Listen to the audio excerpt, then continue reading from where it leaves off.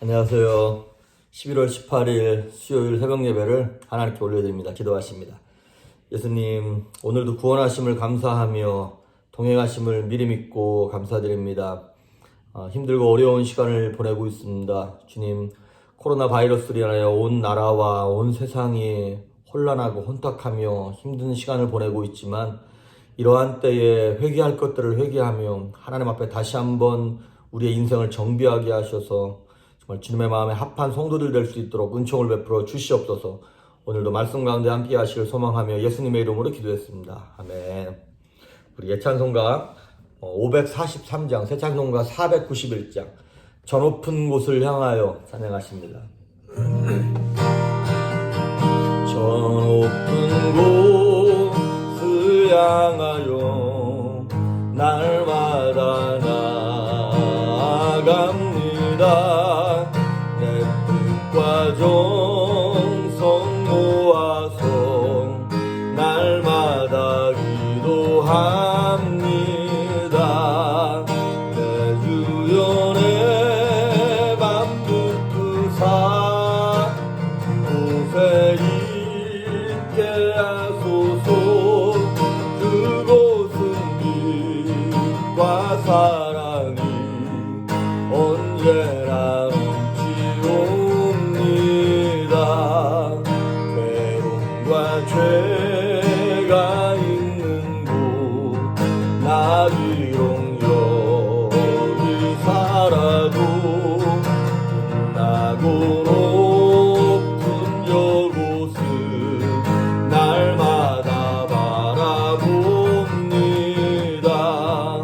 내 주연의 맘 붙드사 그곳에 있게 하소서. 그곳은 빛과 사랑이 언제나 넘치옵니다. 의심의 안개 거치고 근심의 구름 없는 곳 깊고 참된 평화가 거기만 있사옵니다. 내 주연의 맘 붙드사 그곳에 있게 하소서. 그곳은 빛과 사랑이 언제나 넘치옵니다. 험하고 높은 이 길을 싸우며 나아갑니다. 다시금 기도하오니 내 주여 인도하소서. 내 주연의 맘 붙드사 그곳에 있게 하소서. 그곳은 빛과 사랑이 언제나 넘치옵니다. 내 주를 따라 올라가 저 높은 곳에 우뚝소. 영원한 봉강 누리며 즐거운 노래 부르리. 내 주연의 맘 붙드사 그곳에 있게 하소서. 그곳은 빛과 사랑이 언제나 넘치옵니다.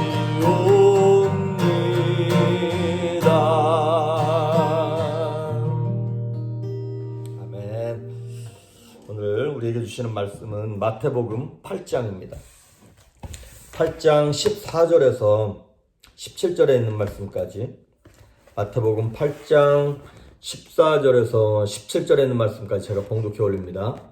예수께서 베드로의 집에 들어가사 그의 장모가 열병으로 앓아 누운 것을 보시고 그의 손을 만지시니 열병이 떠나가고 여인이 일어나서 예수께 수종 들더라. 저물매 사람들이 귀신 들린 자를 많이 데리고 예수께 오거늘 예수께서 말씀으로 귀신들을 쫓아내시고 병든 자들을 다 고치시니 이는 선지자 이사야를 통하여 하신 말씀에 우리의 연약한 것을 친히 담당하시고 병을 짊어지셨도다 함을 이루려 하심이더라. 아멘.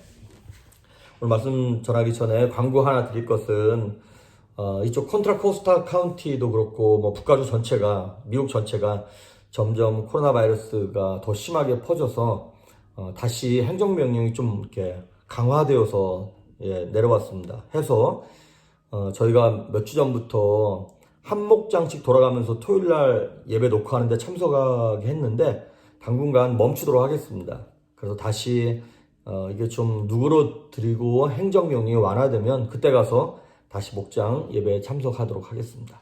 자, 오늘 말씀의 제목은 현상이 아닌 뿌리를 보는 믿음이라고 하는 제목으로 말씀 전합니다.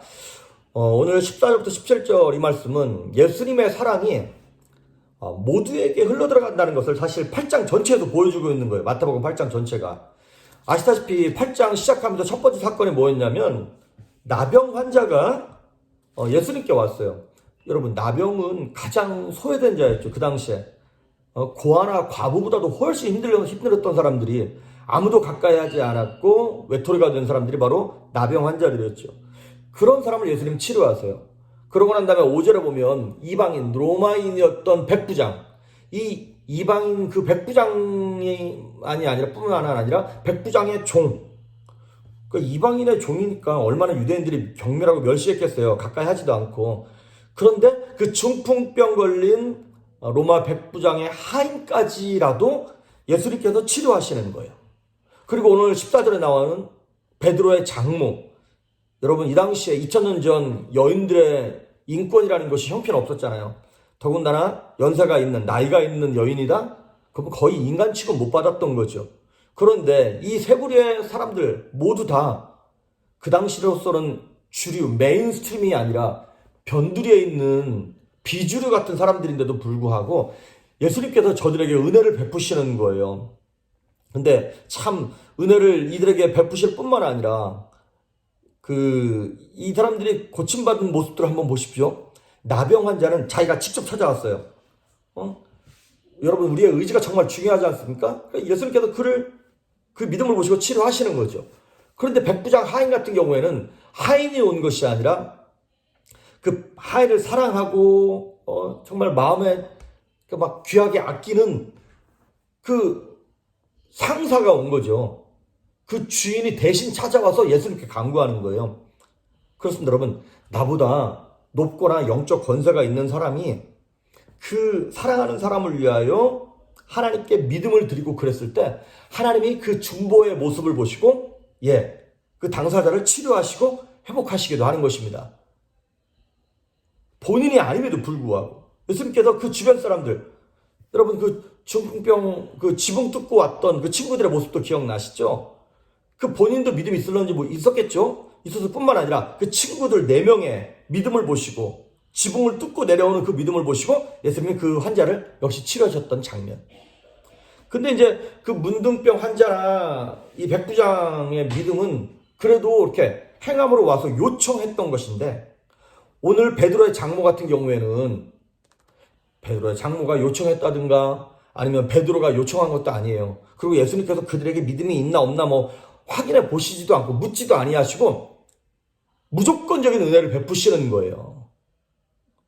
왜 이렇게 하셨을까? 바로 이거 뭐냐면 하나님은 어찌 되셨든 우리 인생들에게 좋은 것을 주시려고 애를 쓰신다 이 말이죠. 그런데 더더욱이 아마도 이건 제 개인적인 생각입니다만은 베드로의 장모 같은 경우에 사위 베드로가 그 당시에 예수님을 따라다니는 것이 눈에 좋게 보였을까요? 예수님이 무슨 로마의 어떤 권위 있는 자도 아니고 갈릴리 촌동네에서 나온 젊은 청년인데 베드로가 생업이었던 어부도 다 때려치고 고기 잡는 거 다 때려치고 집안 형편은 돌보지도 않고 예수님 따라다니는 거잖아요. 그러니까 장모가 볼 때 얼마나 베드로가 사위가 한심해 보였을까. 어떤 그런 관계적인 그런 역학 구도 속에서 아마도 예수님께서 들어가시자마자 그 장모가 누워있는 걸 보시고 그냥 은혜를 베푸셨던 것 같아요. 예수님께서 성경에서 요청하지 않았는데 먼저 가서 그냥 은혜를 베푸신 유일한 사건 중에 하나가 오늘 이 베드로 장모에 대한 사건입니다. 그래서 이 베드로 장모를 치료하심으로 말미암아 15절 뒷부분에 보니까 여인이 일어나서 예수께 수종들더라. 아팠던 사람이 나오면 그래도 좀 편히 쉬라고 이렇게 할 텐데 낫자마자 바로 예수님을 수종드는 거예요. 이거 여러분 무슨 얘기입니까? 사실은 그렇습니다. 주님의 은혜가 우리 인생들의 헌신보다 더 훨씬 앞서 있습니다. 먼저라고 하는 것이. 우리 많은 경우에 있어서 우리가 헌신을 하고 수고를 하면 하나님이 은혜를 베푸신다 이렇게 생각을 하지만 그게 아니라는 거예요. 하나님의 은혜가 먼저 내게 임했기 때문에 내가 헌신할 수 있는 건강도 믿음도 물질도 생기는 것이지. 그렇습니다. 우리는 갚을 수 없는 그 사랑을 받았기 때문에 죽을 병에 걸렸다 살아나도 바로 그냥 헌신하는 거예요. 바로 하나님께 마음을 드리는 것입니다. 자, 이렇게 베드로의 장모를 치료했어요. 그러고 난 다음에 16절 이렇게 얘기합니다. 저물매 사람들이 귀신 들린 자를 많이 데리고 예수께 오거늘 예수께서 말씀으로 귀신들을 쫓아내시고 병든 자들을 다 고치시니. 자, 이게 마태의 관점이에요. 마태가 볼 때는 그냥 나타난 현상을 그대로 기록한 거예요. 사람들이 귀신 들려서 제정신이 아니고 막 이상한 사람을 데리고 왔어요. 그랬더니 예수님께서 말씀으로 귀신들을 쫓아냈어. 더러운 귀신아 나가라. 그랬더니 그 병들었던 사람들이 귀신을 쫓아냈더니 병이 낫는 거예요. 현상을 그대로 가감없이 그대로 기록했어요. 평범한 사람의 눈으로. 근데 이 똑같은 본문이 누가복음 4장 40절 41절에 나와요. 누가복음 4장 40절 41절 제가 봉독해 올립니다. 해질 무렵에 사람들이 온갖 병자들을 데리고 나오매 예수께서 일일이 그 위에 손을 얹으사 고치시니 여러 사람에게서 귀신들이 나가며. 자, 똑같은 동일 본문을 마태와 누가가 약간 다르게 기록하는 거예요. 사건의 결과는 다 똑같아요. 근데 누가는 직업이 뭡니까? 의사죠. 그러니까 의학적인 관점에서 이걸 본 거예요. 되게 이성적이고 논리적이고 이런 관점에서 그대로 기록한 거예요. 그러니까 누가가 볼 때는 이런 거예요. 병자들을 데리고 왔어. 몸이 아파. 그런데 예수님께서 그 아픈 부분에 손을 얹어서 기도하시고 치료하시고 그랬더니 귀신이 드러나는 거예요. 귀신이 드러나니까 예수님 쫓아내셨죠. 그러니까 귀신이 나갔어요. 자, 똑같은 사건에 대하여 마태는 귀신 들린 사람을 데려왔더니 말씀으로 귀신을 쫓아냈더니 병이 나았어. 있는 사건 그대로.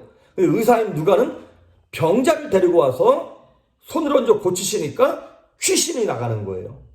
자, 이거 무슨 얘기냐면 마태는 평범한 관점이었지만 누가는 의학적인 관점 그리고 되게 논리적인 관점에서 출발했더니 누가가 뽑아낸 결론이 뭐예요? 눈에 보이는 현상이 다가 아니구나 이걸 보는 거예요. 그 뿌리를 찾아가는 게 보이는 거예요. 누가 입장에서는. 그래서 그 뿌리가 뭐예요? 영적인 원인이 있었네. 우리식으로 말하면 뭡니까? 내 삶 가운데 일어나는 사건, 질병, 고난, 시시콜콜한 이런 생각지 못했던 당황스러운 모든 일들이 그냥 내가 재수가 없어서 내가 단순히 몸 관리를 안 해서 뭐를 안 해가지고 이렇게 해서 일어난 사건인 줄 알았더니 원인을 따라가 봤더니 영적 세계가 그 백그라운드에 도사리고 있었다라고 하는 것입니다. 여러분, 우리가 우리의 머리로 과학적인 이유와 합리적인 어떤 납득이 될 만한 것들을 다 이해하고 밝혀내고 난 다음에 이거를 믿으면 좋겠지만 3차원의 세계에 살고 있는 우리가 4차원의 영적 세계를 다 이해할 수 없지 않습니까? 이해가 안 되지 않습니까? 그러면 다 이해하고 누리려면 우리의 한계가 너무나 명확하기 때문에 우리는 그 영적 세계가 있다는 것을 인정함으로 누리는 혜택을 그러면 못 누리잖아요. 그러니까 우리는 어떻게 해야 되냐? 다 이해할 수 없어도 영적 세계를 인정하고 나타나는 현상만 갖고 논할 것이 아니라 그 백그라운드에 있는 그 원뿌리가 되는 영적 세계에 대하여 하나님께 여쭙고 예수님이 쓰셨던 방법을 우리도 써야 한다고 하는 것입니다.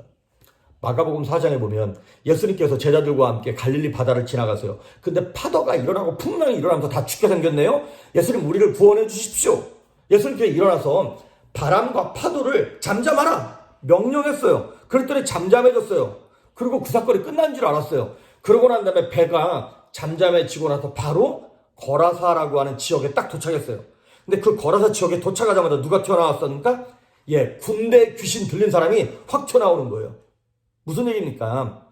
이 풍랑이 일어나는 이유가 그냥 오늘 날씨가 영 이상하네, 그래서 일어난 것이 아니라 그 군대 귀신 들린 그 군대 귀신들이 그 영적인 세상에서 자연 세상을 영향을 주기 시작했다는 것이죠. 예수님으로 하여금 거기 도착하지 못하도록, 그 배가 뒤집어지도록 애를 썼다 이 말이죠. 욥기서에도 보면 욥이 고난을 당합니다. 자식 10명이 죽습니다. 가지고 있던 재물이 다 도둑맞습니다. 그리고 자기 몸에 병이 들립니다. 이것이 그냥 내 인생이 왜 이러냐, 이유를 모르고 욥은 죽었어요. 근데 우리는 잘 알고 있잖아요. 욥기서를 보니까 마귀가 하나님 앞에서 욥을 참소합니다. 그래서 일어난 사건이라고 하는 것이에요. 그 배후에 영적 존재, 인격이 있었다는 것이죠. 예수님이 태어날 때도 마찬가지였죠.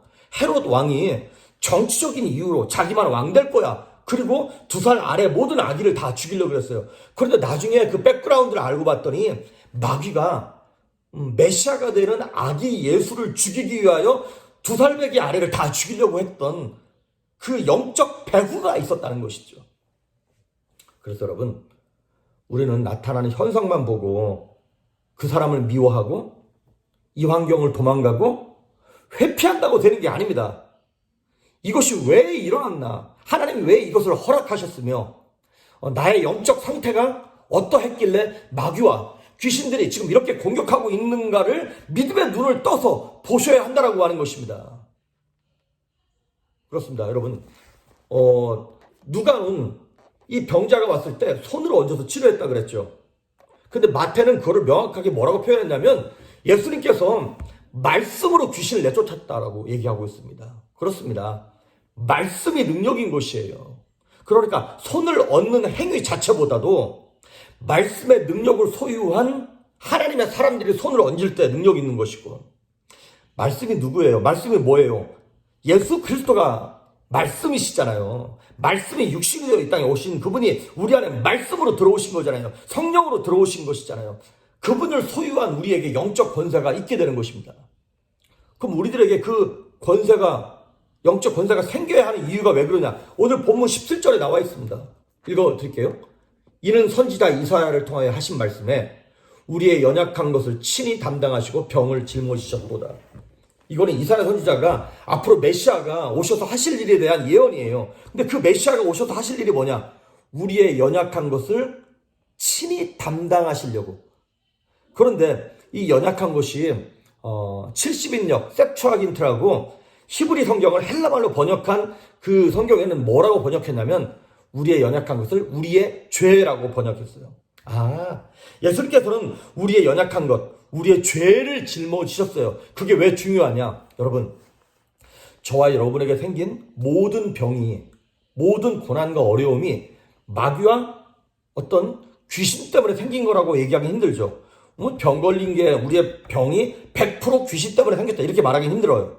하지만 우리의 연약함과 병과 이 모든 것들이 죄 때문에 온 것은 맞죠. 그렇잖아요. 아담과 하와가 범죄함으로 이 땅에 저주가 들어왔으니까 그 저주가 없으면 우리가 죽을 이유도 없고, 죄로 말미암아 고통할 이유도 없고, 질병 때문에 슬퍼할 이유도 없는 거잖아요. 죄 때문에 들어온 거잖아요. 그런데 그 죄를, 그 연약함을 예수 그리스도가 담당하셨습니다. 믿으십니까? 아멘. 예수님이 담당하셨어요. 담당이 뭔데요? 내가 지불해야 되는데 나 대신 예수님께서 지불했다는 거예요. 나 대신 그 짐을 짊어졌다는 것입니다. 그러니까 성도인 우리는 예수님께서 이미 대가를 지불하신 그 자유의 능력을 저와 여러분 사용할 수 있어야 한다는 것입니다. 무엇으로? 말씀으로. 그래서 우리 삶 가운데 일어나는 어려움과 눈물과 아픔과 질병과 저주를 먼저 회개하십시오. 내가 회개할 건 회개하고, 그런 다음에 우리도 말씀으로 저주하는 거예요. 귀신을 향하여, 마귀를 향하여, 이 환경에 대하여 이 더러운 영들아, 저주받은 영들아, 예수 이름으로 떠나가라, 물러가라, 저주하십시오. 그럴 때 하나님의 능력이 저와 여러분에게 임함으로 말미암아 베드로의 장모가 즉시로 일어나서 예수님께 수종 들고 헌신했던 것처럼 우리도 그러한 헌신이 있기를 바랍니다. 그렇습니다. 주님의 은혜는 우리의 헌신보다 앞섭니다. 더 능력 있습니다. 그 은혜와 그 은총을 붙잡고 오늘도 승리하며 평안할 수 있기를 주의 이름으로 축복합니다. 기도하십니다. 예수님 감사합니다. 나타나는 현상 때문에 그 눈에 보이는 것들 때문에 흔들리지 아니하게 하시고 그 뿌리가 되는 것을 짚어내며 회개할 거는 회개하고 감사할 거는 감사하며 저주할 것들은 말씀으로 저주함으로 말미암아 승리하게 하시고 평안할 수 있도록 긍휼을 베풀어 주시옵소서. 감사드리옵고 예수님의 이름으로 기도했습니다. 아멘.